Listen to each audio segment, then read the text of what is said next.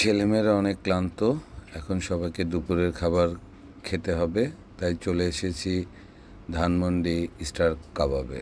Star কাবাবে অনেক লোকজন, একতলা, দুইতলা, তিনতলা, শেষ পর্যন্ত সিট পেয়ে গেলাম তিনতলায়। এখন শুধু খাবো।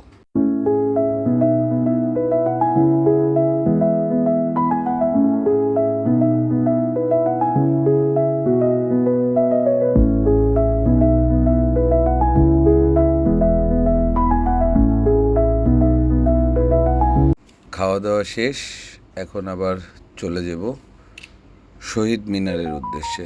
ছেলে মেয়েদেরকে শহীদ মিনারটা দেখাবো, ইতিহাস জানাবো, তারপর চলে যাব ঘুরতে ঘুরতে অন্য কোনো জায়গায়।